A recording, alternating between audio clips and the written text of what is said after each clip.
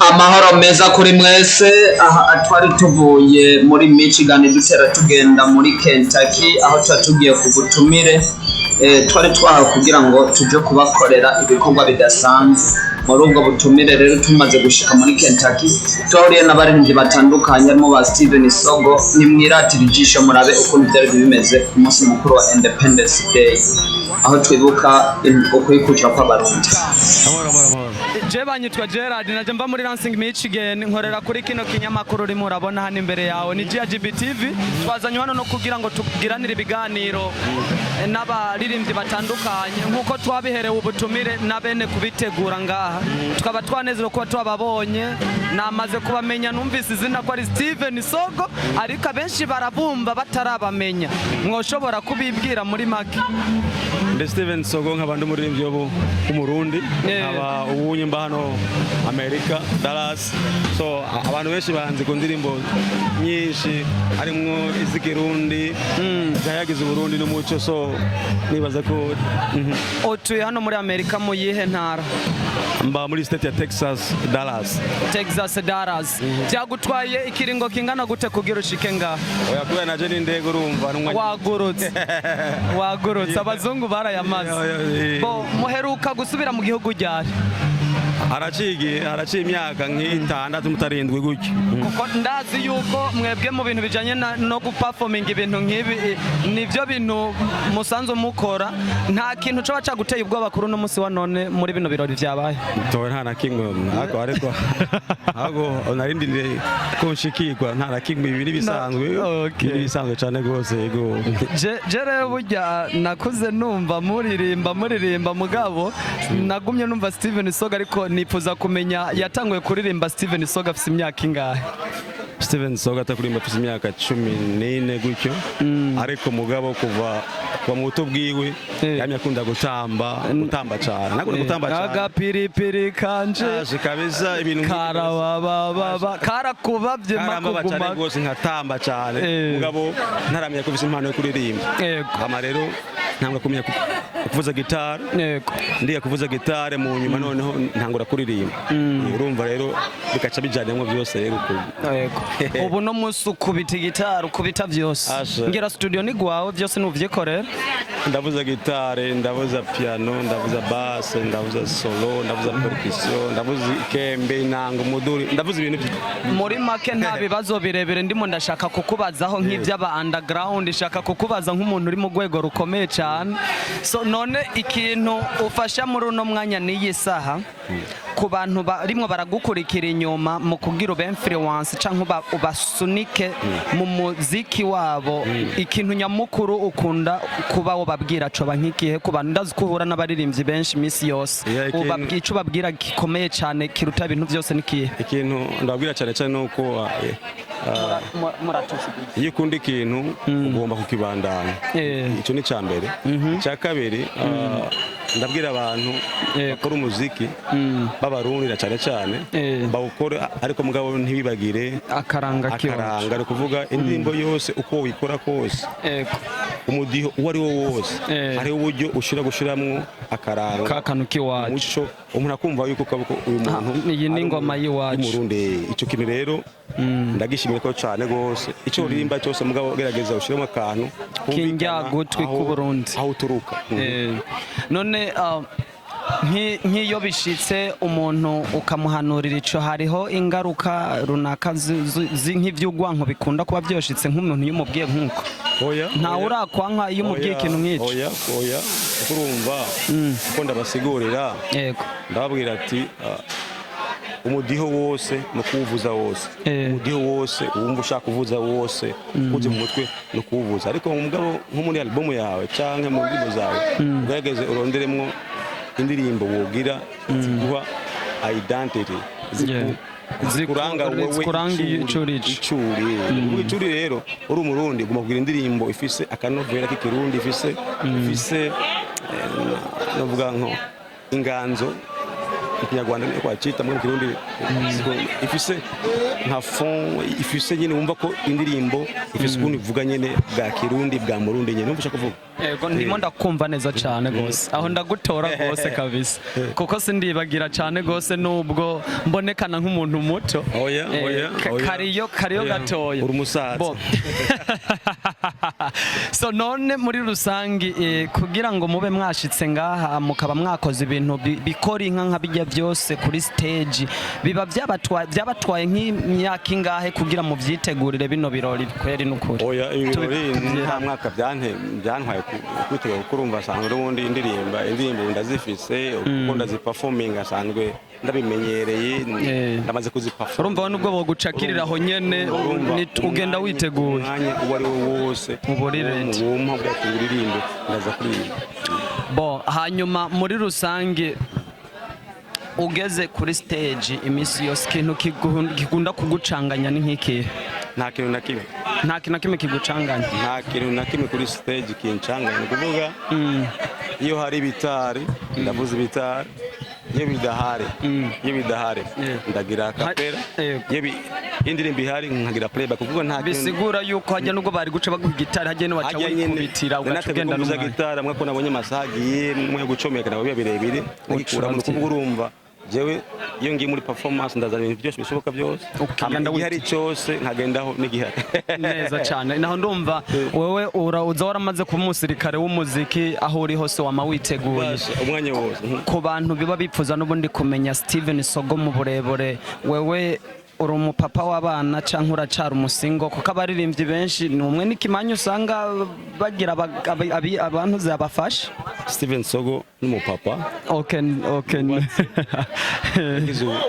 ubugeni araciye imyaka 13 Steven Sogo afise abana batatu b'abakobwa uwa mbere afise 13 undi afise 11 undi wa nyuma afise imyaka 2 umva Steven Sogo arubatse aratekanye neza ku murongo bose bavukiye aha muri Amerika abo babiri bose bavukiye i Burundi uwundi wa nyuma afite imyaka 2 yavukiye muri Amerika urumva ko ari muto cyane rwose neza cyane bo rero muri rusangi mutama Steven Sogo urimo urakurikiza akaranga ku Burundi n'abarundi bari hano muri iki gihugu kirimo cyaduhaye mu indaro urimo urabyitegereza hariho abantu benshi bakunda kuvuga ati abantu barimo baribagira akiwabo wowe ico kintu uramaze kucumva yego urumva abantu nyene bari bagira umuco na cyane cyane ururimi twese wanashaka bo twese ntitwibagira mu gusanga kenshi umwanya munini wo kuvuga icyongereza kuko ujya gukora hose uvuga icyongereza ugasanga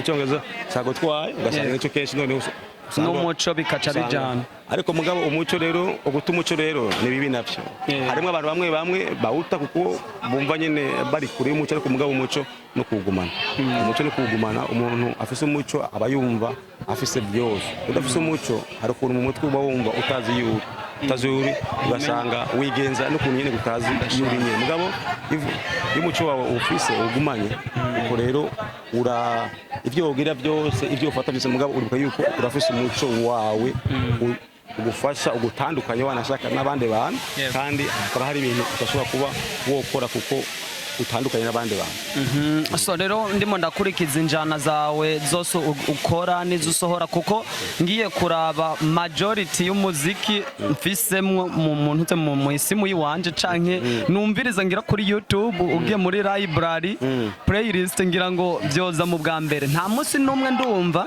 mu muziki ukora harimo nk'imiziki irimo iragenda nko muri kino gihe cobo bisigura yuko wewe akiwawe n'ubu karacarika kandi ubwo muri wa Steven Sogo atahindura system yiwiwe umuziki y'ubunye album shasha ngiye gusohora kwanza hari album yitwa Mbali Sana ngiye gusohora vuba iri hafi iri mu nzira imwe irakaranga vuba kabisa iyo album harimo indirimbo zimwe sounding nk'izubu ariko mugabo amajambo ariko mugabo harimo akantu kandanga kamutama Sogo kuma kaza urumva rero jesi mfise sinta brand yanje yego kuri iyi ndirimbo zirimo akantu akiwacu is my brand kuvuga niyo nzira je nafashe indirimbo zose ntozikora zose zishoboka ariko mugabo ugomba kumva ko so garirimbye hazama kano kiwe ni karunaka bro. Rero iyo ndimo ndumviriza indirimbo zawe zose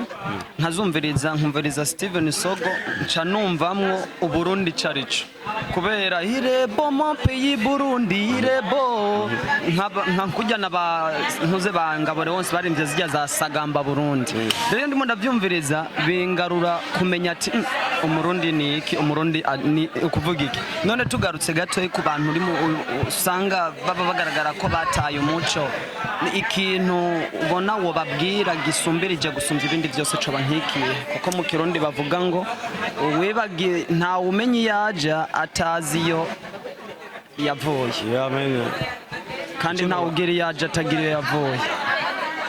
icyo nababwira ni uko umuco ugomba kuwugumana, kuko niwawuta uzobutakaye wowe nyine, uzotakara wibure n'iyuja nawe uhagarara no mu vyiyumviro no mu bibereho n'ukuntu ibintu byose ubitekereza uvyiyumvira, urabura ukuntu uhagarara. Ariko mugabo umuco wawe ugutuma uhagarara, uko usanga uhagarara wiyumvira, ugomba kwiyumvira nyene kandi ugasanga ubayeho neza, kuko haba hari ibintu bimwe usonera, kuko umuco wawe ubisonera biragutuma noneho bikubumba no mu bandi bantu ubana nabo neza, kuko umuco ubufise atakintu na kimwe uri kurigana, ahubwo ukubaho ugomba kubaho nyene nk'umuntu amenye icarico.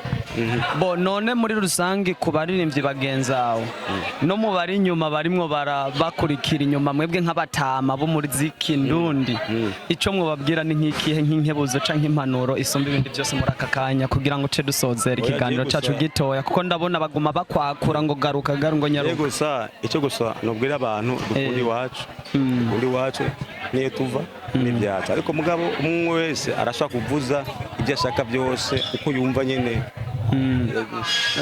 amatwi yiwe yaronse umunsi inspiration kugira agire yandika indirimbo uwo munsi cyangwa, ariko mugabo ibyo ukora byose ntuze wibagire izi wanyu nazo. Icyo gusa nicyo mvuga gusa, icyo gusa kuko kenshi ushaka kure yanagufasha, kuko nibajya mu banyamerika ukajya mu bantu benshi uzava usanga ubura icyo aho uhagarara. Mugabo nuhagarara bwa Murundi bazokubona yuko wowe uri umurundi, noneho bagukonsidere nk'uko uri umurundi nyine. Urumva ntawe uzokwitiranya, mugabo niwajya mu bandi bantu benshi bazokwitiranya, kuko ntazoba bazi nicyo gusa ndabahanura hama bisiga byose umwe wese akaryoherwa umuziki, kuko indirimbo zije mu mutwe wawe ukazisohora. Murakoze cyane ku kiyago gitoya, kandi karibu muri Michigan iwacu ku mugwa mukuru, nzogutembereze kuri airport uhabona kabisa, nzohashika kabisa vare. Karibu cyane. Murakoze, Imana ibahezagire.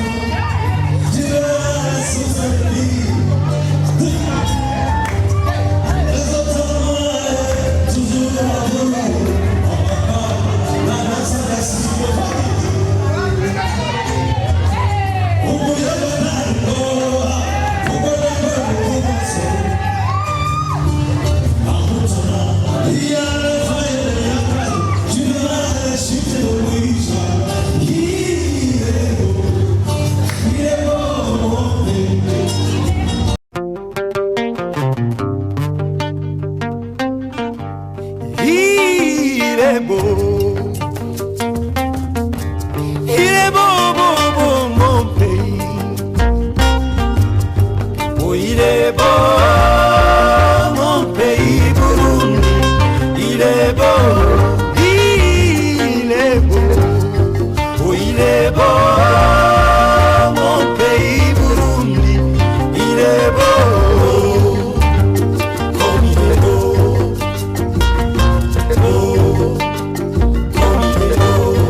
À Bujumbura, la belle plage de la Tanganyika, le soleil, les eaux pures, les bureaux, les bons poissons, Mukeke Nandagala, hippopotames et crocodiles, dans la Russie, dans notre capitale, bon accueil, souris, ambiance, confort, vous serviront. Il est beau. Il est beau mon pays, oh il est beau mon pays Burundi. Il est beau, oh il est beau mon pays Burundi. Il est beau, comme il est beau. Si tu vas au sud, la pierre Livingstone est dans là. Tu continues. Tu trouveras la forêt Rimba à Kigwena avec beaucoup de singes. Tu arrives à Bururi, exactement Rutobu. Tu verras la source du Nil. Les autres malais, toujours à Bururi. À Makamba, la danse à Gashimbo. Umuyebe Darimbo. Arutana, il y a les failles de Nyakazu. Tu verras la chute de Mouissa. Il est beau, beau. Si tu montes au centre, à Gitega, à Gishora, là où est né le tam-tam, Kayenda, Rukinzo, le tambour sacré, l'arbre du centre du pays, ainsi que le musée national. Il est beau mon pays. Oh il est beau mon pays Burundi. Il est beau. Oh il est beau mon pays Burundi. Il est beau. Comme il est beau. Joker d'Afrique, Burundi. Il y a vraiment tellement de choses. L'hôté, café, la bière de banane, Akagwa Mukuza, les lacs aux oiseaux, Toa, Gueru, Kanzigi. Il est beau, comme il est beau, les rivières, les collines, les forêts.